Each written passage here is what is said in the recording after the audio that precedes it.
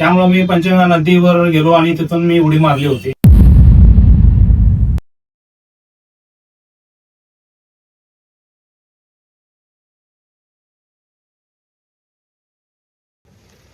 नमस्कार.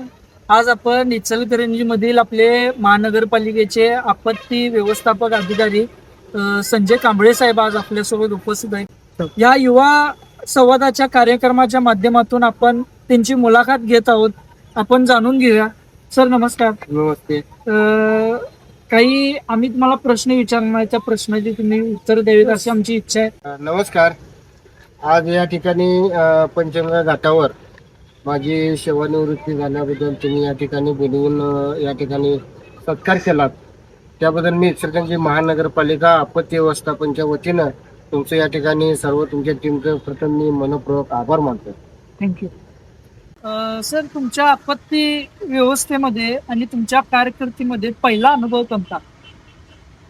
तर मी इचलकरंजी महानगरपालिकेमध्ये मी जवळजवळ 88ला या ठिकाणी नोकरीला लागलो, महापालिकेला लागलो. त्यावेळेला 2005 हा सर्वात मोठा पूर होता. त्यावेळेला इचलकरंजी महानगरपालिकेला कोणत्याही प्रकारची साधन सामग्री अशी नव्हती किंवा एवढा मोठा महापूर येईल असं कधी स्वप्नात देखील नव्हतं. पण तो जो महापूर आल्यानंतर त्यात जे काही शिकायला मिळालं आणि त्यातूनच जे काही नागरिकांना बाहेर काढण्यापासून जे करण्याचे जे आम्हाला उमेद मिळाली ते तिथून ते आज अखेर अशी त्यात आवड निर्माण झाली की इचलकरंजी शहरातला कोणताही नागरिक असो अशा आपत्तीमध्ये जर अडकला तर आम्ही 100% रात्री दिवसात रात्र करून असू दे किंवा ती कुठली जीविका निघून देणार नाही हे आम्ही खबरदारी आज पण घेतलेली आहे. पुरामध्ये पाण्याची मोजमाप ज्यावेळेस पूर येतो त्यावेळेस पाण्याची मोजमाप कशी घेता आणि पूर येण्याची शक्यता आणि पूर येण्यापूर्वी तुम्ही तयारी कशी करता? पूर येण्यापूर्वी 1 महिना अगोदर मे महिन्यामध्ये त्या ठिकाणी आपण आमची जी साधन सामुग्री आहे ती पूर्ण आम्ही सज्ज ठेवतो किंवा चालू स्थितीत ठेवतो की बाबा जेणेकरून पूर येण्यापूर्वी जे आपल्याला जे यांत्रिक बोट असेल त्याचे इंजिन असेल लाईफ जॅकेट असतील वूड कटर असतील ते ज्या काही साधन सामुग्री आपल्याकडे ज्या आहेत त्या पुरामध्ये लागणाऱ्या सरा त्या 1 महिना आम्ही जे अपडेट करून ठेवलेले आहेत. कारण पूर आल्यानंतर त्यांनी अगोदर त्याची पूर्व तयारी किंवा म्हणून आम्ही ते अपडेट ठेवलेले आहेत. पूर आल्यानंतर आजूबाजू जे परिसरातले जे गाव आहेत, जे दुकान आहेत, कशा पद्धतीत ते त्यांना सक्रिय करता, सतर्क करता तुमच्या अनुभवात? तर ज्या वेळेला पूर परिस्थिती चालू होती त्यावेळेला आपला जो इशारा पातळी जी आहे ती 68 फुटावर आहे आणि 71 फुटावर जी आहे ती धोका पातळी आहे. पण 68 फुटावर येण्याआधी आपल्याला जो पंचगंगेचा लहान जो पूल आहे तो आम्ही जवळजवळ 55 फुटावर पाणी पातळी वाढल्यानंतर आम्ही तो वाहतुकीसाठी बंद करतो. कारण कोणताही प्रकार बंद करतो कारण कोणत्याही प्रकारचा अनुचित प्रकार घडू नये. महाडला अशीच दुर्घटना घडली होती त्यामुळे पूल वाहून गेला होता आणि अनेक लोकांचा त्यामुळे बळी गेला. तर ते आम्ही प्रिकॉशन म्हणून आम्ही ते वाहतुकीसाठी पूल बंद करतो. आणि ज्या वेळेला पुलावर पाणी ज्यावेळेला 61 फुटाचं पाणी पुलावरून पलीकडे जातं आणि 63 फुटाची ज्या वेळेला पाण्याची पातळी त्यावेळेला आपली मशानभूमीमध्ये पाणी येतं. त्यानंतर आपण इचलकरंजी महापालिकेच्या वतीने चापूर या ठिकाणी आपण त्या अंत्यविधीसाठी आपण त्या ठिकाणी मशानभूमी ठेवले जातो. त्यामुळं ज्यावेळेला 68 फुटाची पाण्याची पातळी वाढते त्यावेळेला आपण जे शेळके मळ्यातील कटकी गल्ली पहिली आहे त्या पहिल्या घरामध्ये पाणी जातं. त्याच्या आधीच आम्ही त्या लोकांना सतर्क राहण्याचे इशारे दिलेले असतात आणि त्या बागवानपट्टी असो मुजवारपट्टी असो किंवा या पूर्ण आम्ही असे 5 गट तयार केलेले आहेत. तर ज्या ज्या वार्डामध्ये पाणी शिरू शकतं त्या वार्डाप्रमाणे आपण या ठिकाणी लोकांना राहण्यासाठी त्यांच्या निवारा केंद्र छावण्या तयार करण्यात आलेल्या आहेत. तर समजा त्या घरात अचानक पाणी आलं तर आपण त्या नागरिकांना त्या लहान मुलांना वृद्धांना सगळ्यांना एकत्र ठेवून त्यांची जेवणाची चहा पाण्याची व्यवस्था आपण त्या ठिकाणी करतो.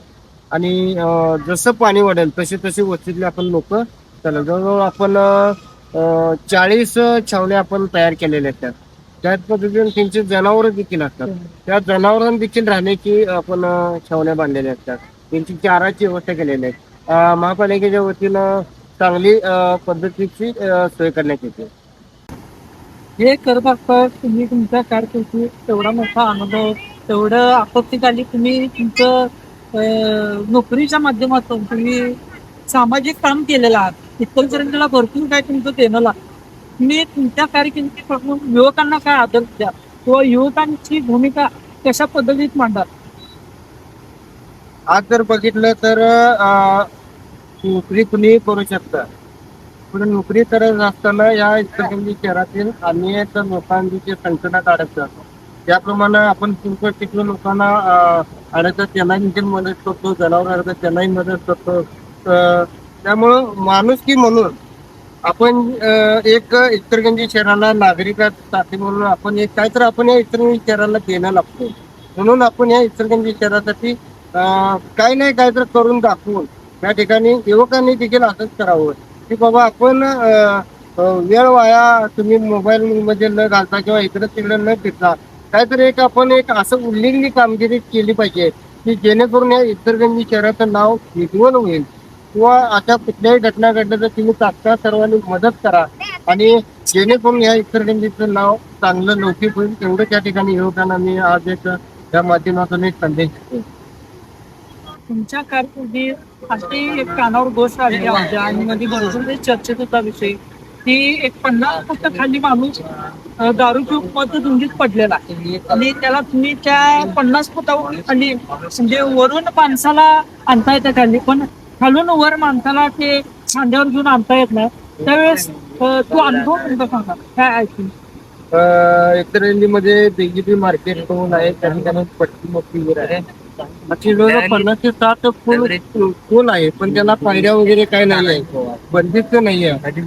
एक बंद असं मद्यपान करून एक व्यक्ती रात्रीच्या वेळेस त्याला रस्ता न चुकता ती विहिरीत टाकलं जातात ती विहिरीमध्ये पती रातभर त्या ओरडत होती आणि तिथल्याच लोकांच्या नागरिकांच्या लक्षात आलं सकाळी या ठिकाणी व्यक्ती पत्त्याने ओरडत्या म्हणून.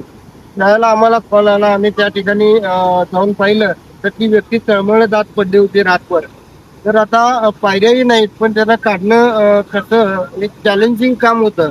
तर आम्ही आमच्या फायर वॉटरच्या शिड्या 2 जोडून त्या खाली सोडल्या आणि खाली उतरलं आणि त्या शिडीला बांधून आम्ही खाली पर्यंत घेऊन तिथून पुढे आणि 10 फूट खाली होती व्यक्ती. तर त्याला उचलून त्या ठिकाणी आणि 2 माझे साथीदार घेतलो, त्याला खांद्यावर घेऊन त्याला असं खालून असं वर आणलं आणि त्याला कुठल्याही प्रकारचं न लागता त्याला आजचं आलं तर असं आणून आम्ही त्याला त्याचा जीवही वाचला आणि त्याला दवाखान्यात आम्ही ऍडमिट केलं. जेवण आहे का ते जिवंत आहे. अजून व्यवस्थित आहे? हो हो व्यवस्थित आहे. आणि मध्ये एक असा विषय होता की भरपूर असे मुक्त किंवा आत्महत्या करणाऱ्या व्यक्तीला तुम्ही वापरलं त्यांनी त्यांची जीवितहानी होताच टळली गेली आणि तेव्हा मृत्यूच्या धर्तीने तुम्ही वाचवला. हा काय विषय? 1/8/2019 रोजी एक व्यक्ती आजारास कंटाळून त्या मोठ्या पुलावरून त्यावेळेला पूर परिस्थितीमध्ये पूर होत होता. खालचा पूल बुडला होता, वरच्या पुलावरून उडी मारल्यानंतर तो आत्महत्या करण्याच्या दृष्टीने आला होता.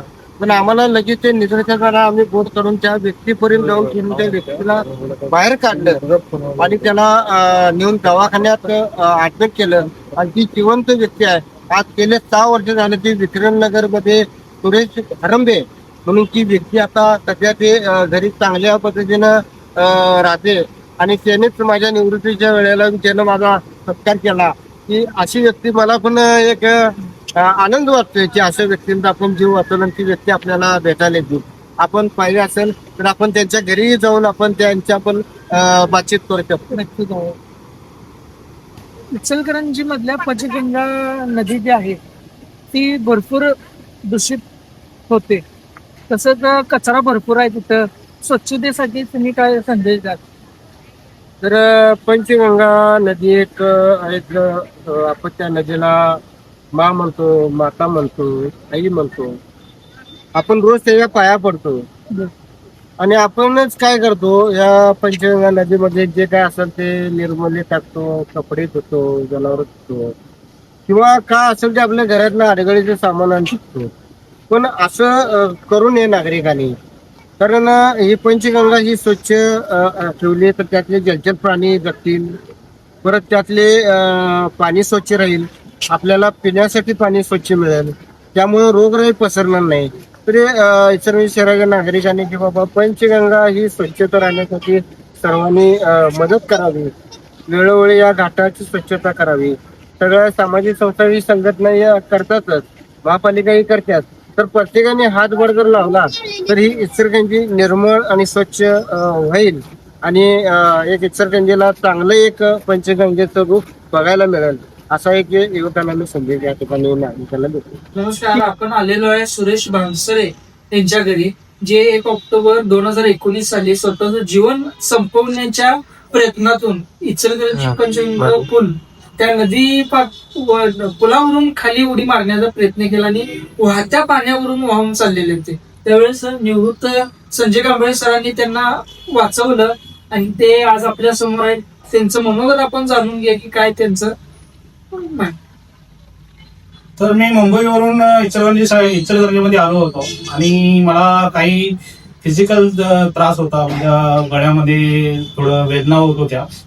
त्यामुळं मला जगण्याची काही उमेद नव्हती. त्यामुळं मी पंचगंगा नदीवर गेलो आणि तिथून मी उडी मारली होती. पण उडी मारत असताना मला ज्यावेळी मी उडी मारली त्यावेळी मला असं जाणवलं की आता बाहेर पडावं. पण बाहेर मी पडू शकलो नाही. तर जे पाणी होतं ते खूप वाहतं होतं. प्रवाह खूप मोठा होता. त्यामुळे वाहत गेलो आणि वाहत जाऊन एका झाडाला मी चिकटून बसलो. त्यावेळी संजय कांबळे या सामाजिक कार्यकर्त्याने मला जीवदान दिलं आणि ते जे जीवदान दिलं त्या जीवदानामुळे मी आज इथे तुमच्या समोर उभा आहे. सामाजिक जीवनामध्ये जगत असताना वेगवेगळ्या प्रकारच्या दुःखद वेदना आपल्याला होत असतात. त्या वेदनामधून सावरण्यासाठी माणसाने खंबीरपणे उभे राहिले पाहिजे. जीवनात किती मोठं दुःख आलं, किती अडचणी आल्या, तर अशा प्रसंगातून जात असताना आपण खंबीरपणे उभं राहिलं पाहिजे आणि जीवनाला तोंड दिलं पाहिजे. कोणत्याही अंतिम टोकाला न जाता आपण जीवनामध्ये संघर्ष करत राहिला पाहिजे. जीवन जगत राहिलं पाहिजे. आनंदानं जगलं पाहिजे.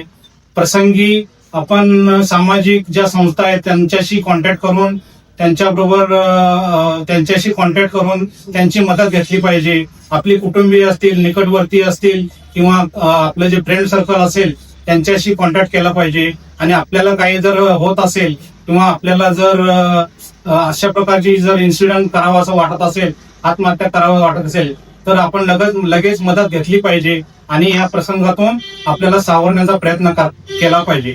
आज मी तुमच्या समोर जो उभा आहे, माझं कुटुंब आहे, माझे मित्रमंडळी आहेत, माझे आई वडील, भाऊ, ही जी माझी पाहुणे मंडळी आहेत, हे या सगळ्यांना मी बघू शकतो. कारण जे संजय कांबळे सारख्या सामाजिक कार्यकर्त्यांनी मला त्यावेळी जीवदान दिले, मी त्यांचा शतशः ऋणी आहे.